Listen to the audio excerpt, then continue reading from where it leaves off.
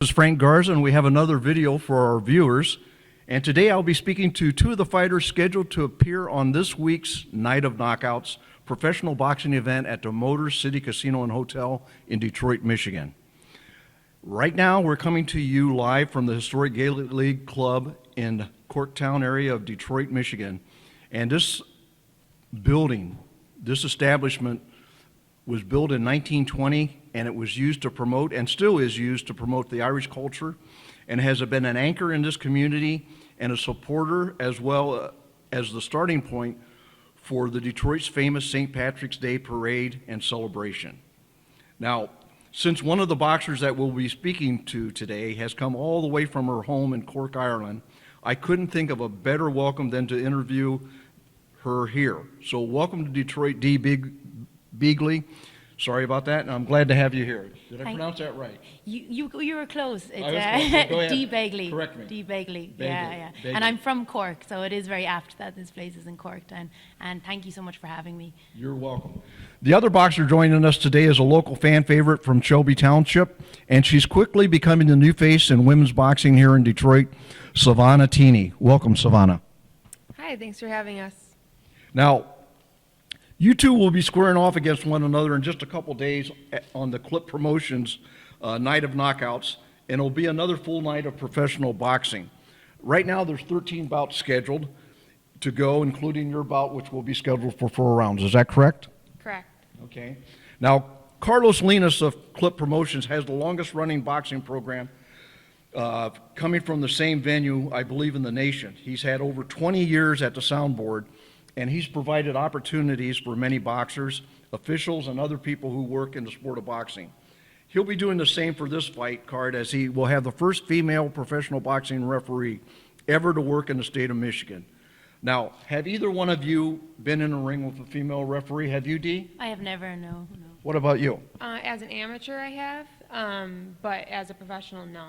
And I haven't seen it much either. Does it make any difference to you as far as the officials go?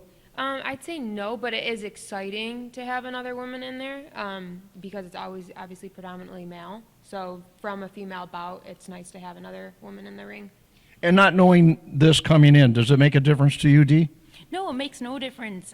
Again, I think it's great just to show the inclusion of women across the sport. Like in such a male-dominated sport, I think in the modern times, females, whether they're referees, judges, and fighters, are pretty much like celebrated more than they were. Okay. And you're talking about MMA. You both come from different backgrounds as far as unarmed combat sports go. You're coming from MMA, but you're always coming from boxing. Now, did you have any other experience other than MMA? No, solely boxing. Okay. And what about you? Is it completely MMA?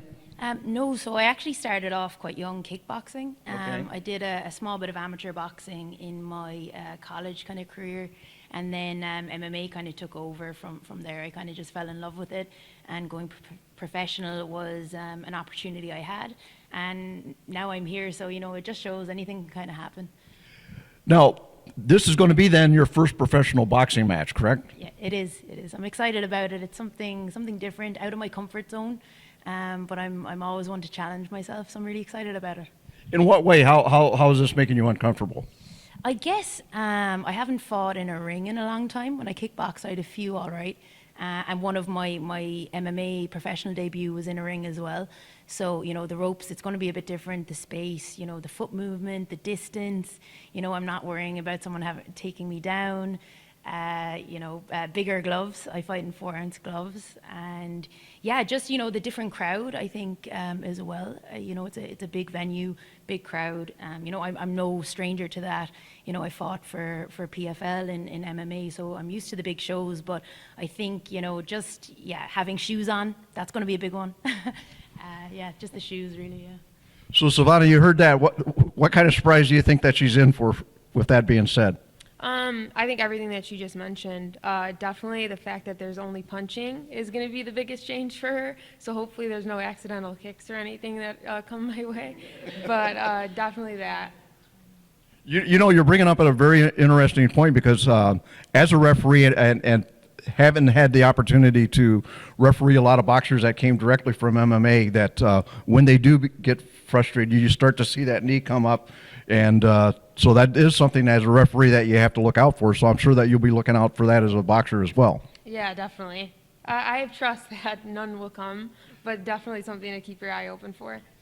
So we can have your word you're not going to kick. Yes, I will try my absolute best. I can't see it happen. It hasn't happened throughout camp in any of my spars. Yeah, so I won't kick you. I'll put my word on that. Hand on heart. Okay, well, another thing that's different in professional boxing for women as opposed to MMA is the 2-minute rounds. Yeah. So, Savannah, that's going to be a big advantage for you, do you think? I'd say maybe. I think it's different for even both of us. I know I'm used to 2-minute rounds, but even as an amateur, we were always used to 3-minute rounds, so still having that time. 2 minutes, it's never enough for anyone, so hopefully, obviously, we get to that 3-minute point in female boxing, which is obviously a completely different story. But yeah, it's definitely an adjustment, I think, on her end for having shorter time. Me, I'm a little bit more used to it, just have to do what we can within the time allotted.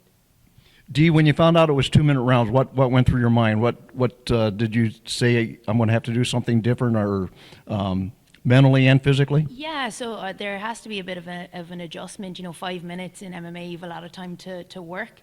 So, generally the fights start off a bit slower, whereas this is going to have to be kind of foot to the floor from the start. So, yeah, there was definitely adjustment that had to be made, even for from a fitness point of view. We did a lot of work on that in camp. So, yeah, I'm excited about it. Savannah, I know that your management people, they really like to look at film. They like to find out as much as they can about your opponent before they put you in the ring. What have you been able to find out about your opponent over here, Dee? Well, I leave that up to my team, my coaches, my team in general to go on that. I plan on fighting my own fight, so I know you obviously always try to watch film, but given that she does come from an MMA background, she's obviously going to make changes to her normal that she would obviously default to. So just taking what we did see with a grain of salt and then just remembering it's still my fight and I'm going to fight it the way that I came to. Let's talk about pressure. What kind of pressure are you facing coming into Detroit and coming into your first professional boxing match? And, I mean that in a way that you're not someone who isn't in the game because you spent many years both in kickboxing and in MMA. Yeah, so there's very little pressure on me. It's the only pressure is any pressure I put on myself. I have nothing really to prove here. The only thing I have to prove is to myself, perform, show up, and put on the best performance I can. I'm known for really exciting fights, so that's what you should expect. But from a pressure point of view, I fought on the highest level, world stage of kickboxing, MMA, and a quite high level of amateur boxing. So, I'm not. There's very little pressure on me, to be honest. So, Anna, as I said earlier, many people are calling you the new face of women's boxing in Detroit. And that's really putting you in a high category. I mean, we're talking Clarissa Shields and Alicia Baumgartner, to name two. And is that a lot of pressure on you coming into this bout? And do you believe that you can reach the same heights that they have? And what do you have to do to prove yourself to the people? I would reword it to be a privilege. It's not so much a pressure. It's a privilege to be in this space and this opportunity that I am given to represent my hometown and to be on a platform to obviously even push women's boxing. With that being said, I think that there's nothing standing in my way to becoming the next Clarissa, especially because she's actually from Michigan, where Alicia, I think, is from Ohio, naturally. Mm-hmm. But given I am from here, I plan to not only be a Clarissa, but to be somebody from the suburbs, like Shelby Township, not just directly from the city, and represent that in general. And you've been very impressive, even though your career is very short at this time. But you've been impressive, and I believe you're even ranked at this time. Is that correct? I am ranked. I should know the number off the top of my head. I'm going to say 4. I'm going to say you're probably right, 4.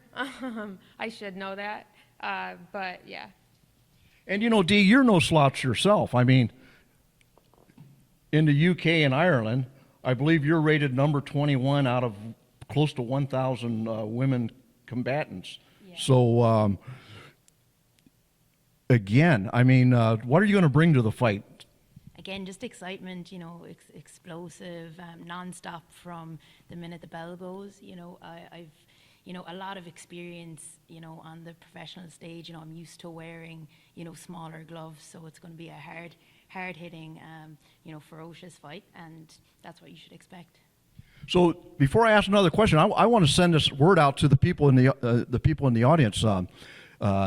This is really a type of fight that, as a fight fan, that you want to see. I believe that we have two evenly matched boxers here, both in experience, in their strength, and their ability to display their talent in the ring. So I'm really looking for a very exciting fight, a very competitive fight, and let's get to this part here. If there's anything that caught my eye that I thought might be a problem, is that you're both pretty much the same height. I think 5'3". Both of you are listed at that. But you have fought at a lighter weight than Savannah, and that's, I'm going to say, a good 10-pound difference. Yeah. So, is that going to be a problem? I mean, usually when people say, "Well, I got to make weight," it's about losing weight. Did you have to put weight on to make this card? No, I kind of walk around 145, 147 pounds as it is. In MMA, I think it is just the culture of cutting a lot more weight for fights. I fight at 125 pounds, maybe 130 in MMA. So I'm just walking around in at my natural weight, which is nice for a change. It actually takes a lot of the stress out of the preparation for a fight. But I don't see myself at a disadvantage by any means. Okay. Savannah, this is really, really a big fight for you. How did you put this fight together, and why did you put this fight together? I would leave that up to my management, Brad, or my team in general to answer that question. They know what I want. I don't want an easy opponent. I don't want a slouch, and obviously Dee maybe isn't predominantly in boxing, but she's not going to be an easy opponent by any means. So I was just looking forward to a tough fight, and they presented that opportunity, and I took it. So with Dee sitting here, what do you want to say to her? What do you want her to bring into the ring Friday night? I would just say to bring everything that you got and to be prepared for a battle. Do you have to draw in any inner animosity for your opponent, or is this, you just go in and this is a competition, you want your opponent to do the best and I'm going to do my best, and we let it go at that? Yeah, especially at this point in my career, I don't feel the need for the animosity. I want her to bring her best capability and me as well, because at the end of the day, it's entertainment, and that's what boxing is. So we want to bring both of our best skills to present the best fight possible and to leave people talking about it. Dee, do you think experience is the biggest thing that you're going to be bringing into the ring? I wouldn't necessarily say experience, but fitness. I've a high level of fight IQ. I've been, doing this since I was 7 years old, whether it's been on a mat, in a cage, in a ring. So, look, that is experience as well. But I think the fight IQ is really what I'll be bringing here.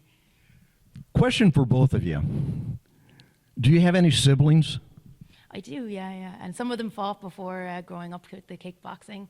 Did they fight with you? I mean... Oh, fight with me? Well, there was enough fights at home trying to argue over the remote. But no, they've all fought at a high level of kickboxing. But they're great. I have an older brother, a younger brother who actually currently lives in Vancouver, and another younger sister. And actually they live both at home in Ireland. So. And they're very supportive of your career? Very, very supportive. All my family is, all my friends. It's been a long, road of it. It's about, it's been over 20 years of fighting. So, they're very behind me. Savannah, what about you? Do you have a lot of siblings? Yeah, so I have 3 sisters. I am a twin as well, so you can imagine the amount of fighting with 4 females in the house. To say that lightly, it was something every day. Somebody was fighting or yelling or was getting punched or hair was getting pulled. My parents quickly told us unless there was blood that they did not want to be involved in it. We would settle it ourselves. So my family's really big, my fans, my fiance, my team. With the fight coming up, even at the last Motor City card, I didn't even hear my walkout song because the crowd was so loud. So if that tells you anything about the support I have behind me, it's a lot. So what is your walkout song and what does it mean to you? Why did you choose it? I haven't picked it for sure, this one yet. Something that I'm kicking around is Welcome to Detroit. Just I have to, I feel like, in this opportunity. So we'll see if I use that, but that's pretty self-explanatory, given obviously she's coming from overseas and she's here in the city. So I might use that, but we'll see. What about you, Dee? What's your walkout song and what does it mean to you? I'm kind of a bit terrible. I change my walkout song for a lot of my fights. So it'll just be kind of, the night before, just kind of thinking about, the last bit of time. I'll actually use my last couple of fights. I've used one of my good friends. Her name is Megan Alley, and she's an Irish musician. And I've used hers, and it's actually The Battle. It was made she wrote it as a walkout song. So I've actually used that one for my last couple of fights. So I think it would be really apt, as an Irish person over here to maybe use her song and give her. She's actually had twins as well recently, so maybe as an ode to her and her new baby boys. To the audience out there, if I've said this once, I've said it 1,000 times, that don't be a fan that just comes to the fights for the main event, because the undercard is really, in my opinion, what you really want to see. And for the most part, you get your tickets worth on the undercard more so than the main event.